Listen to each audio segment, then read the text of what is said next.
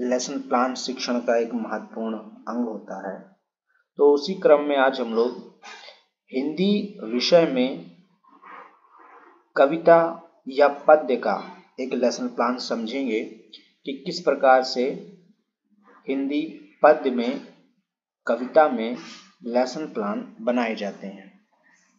तो सर्वप्रथम तो पाठ योजना संख्या होती है। उदाहरण के लिए इस पाठ योजना में पाठ योजना संख्या है 12।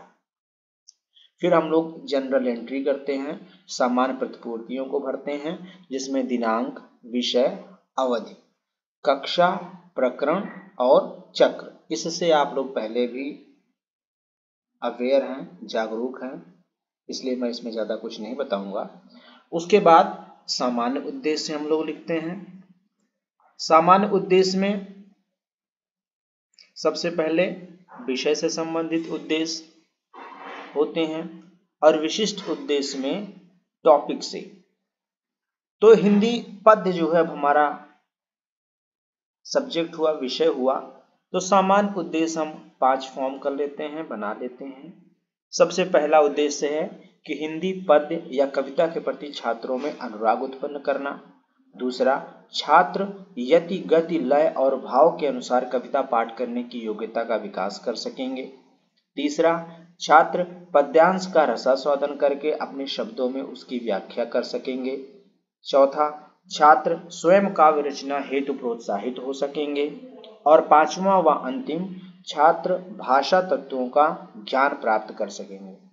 अब इसमें जहां जहां छात्र लिखा है वहां पर मेरी आपको राय है कि आप सब विद्यार्थी लिखेंगे। क्यों? क्योंकि छात्र या छात्रा एक जेंडर को बताता है, जबकि विद्यार्थी में छात्र और छात्रा दोनों आ जाते हैं। तो जहां जहां भी यहाँ छात्र लिखा हुआ है वहां वहां आप समझने के लिए विद्यार्थी समझेंगे और विद्यार्थी ही लिखेंगे भी लेसन प्लान में। अब आइए चलते हैं विशिष्ट उद्देश्य की ओर। तो विशिष्ट उद्देश्य आप जानते हैं कि स्तरों में होते हैं। तो सबसे पहला विशिष्ट उद्देश्य का स्तर होता है ज्ञानात्मक, बोधात्मक और उसके बाद भावात्मक। ये 3 हो गए। तो सबसे पहले ज्ञानात्मक में आप विशिष्ट उद्देश्यों का फॉर्मेशन सीख चुके हैं, इसलिए मैं यहाँ कुछ ज्यादा नहीं बताऊंगा। विशिष्ट उद्देश्य ज्ञानात्मक, बोधात्मक और भावात्मक तथा कौशलात्मक बनाए जाएंगे।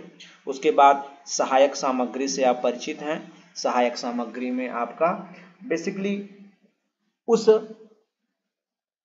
सामग्रियों को लिखा जाता है, उन सामग्रियों को लिखा जाता है जिनकी सहायता से शिक्षण कार्य को आप सरल बना रहे हो।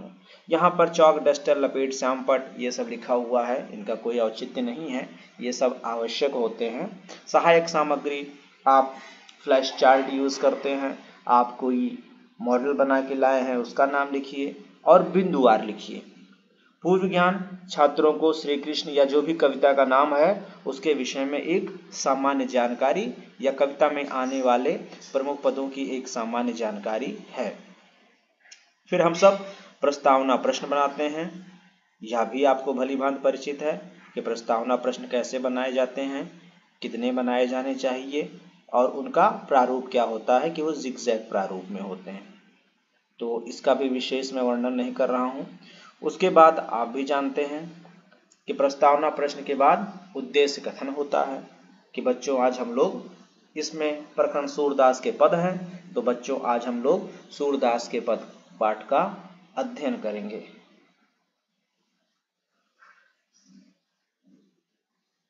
इसमें गलत लिखा हुआ है, आप उद्देश्य कथन ऐसे लिखेंगे कि बच्चों आज हम सूरदास के पद नामक कविता का रसास्वादन करेंगे।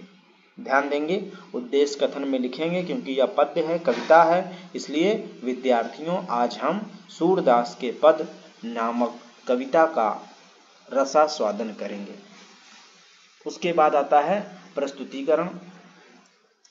प्रस्तुतिकरण में क्या, छात्र अध्यापिका या छात्र अध्यापक छात्रों को पुस्तक के पाठ सूरदास के पद पृष्ठ संख्या सहित खोलने का निर्देश देंगे। यानी हम बच्चों को पृष्ठ संख्या बताते हैं और बच्चे उस पृष्ठ संख्या को अपनी पद्य या कविता वाली बुक में उस पेज को ओपन कर लेते हैं।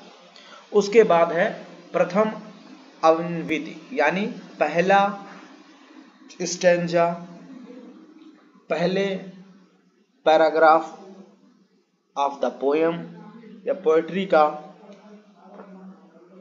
पहला पैराग्राफ, जिसे हम प्रथम अन्विति के नाम से जानते हैं।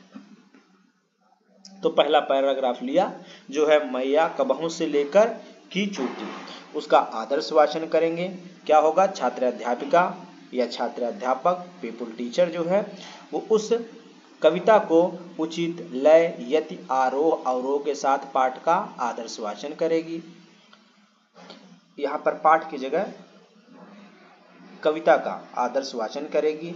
अनुकरण वाचन, छात्राध्यापिका द्वारा छात्रों से उचित लय गति आरोह के साथ शुद्ध उच्चारण पूर्वक कविता का अनुकरण वाचन कराया जाएगा। फिर कठिन शब्द, छात्राध्यापिका के द्वारा छात्रों से कठिन शब्द का उच्चारण कराया जाएगा और तत्पश्चात छात्राध्यापिका द्वारा या छात्राध्यापक द्वारा या टीचर द्वारा व्याख्या दी जाएगी। तो स्टेप याद रखें, पहला तो आदर्श वाचन, दूसरा अनुकरण वाचन और तीसरा कठिन शब्द और चौथा व्याख्या। इसी प्रकार से अब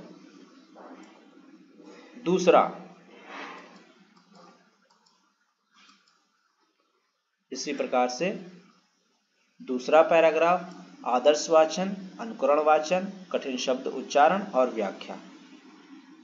और उसके बाद